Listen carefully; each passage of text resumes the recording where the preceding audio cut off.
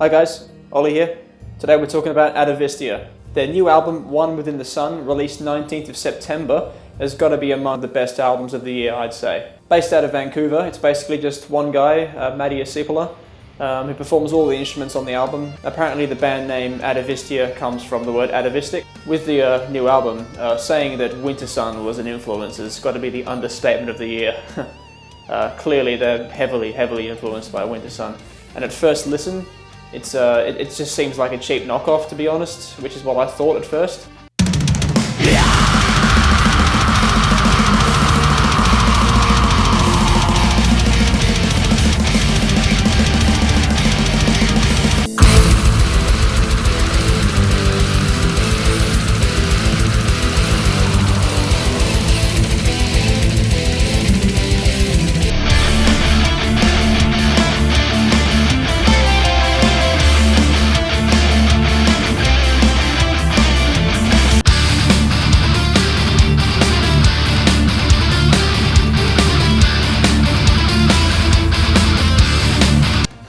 But I bought the album on Bandcamp for about, I think it was $8 Australian dollars.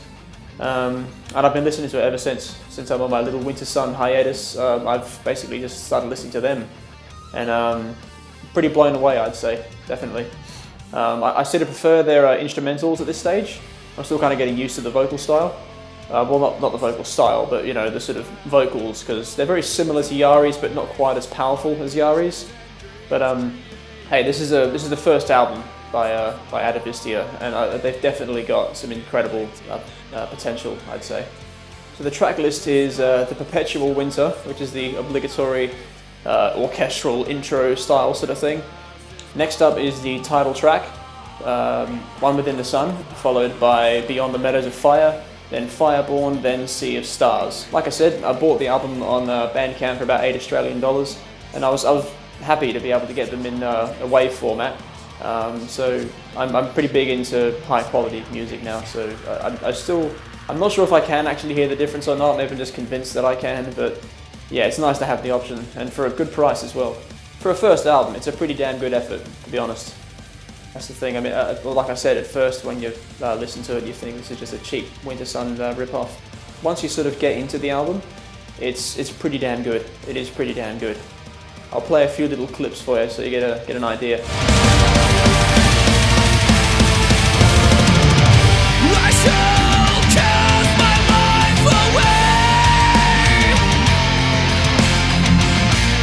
through this field of hate. I throw away everything I had within me.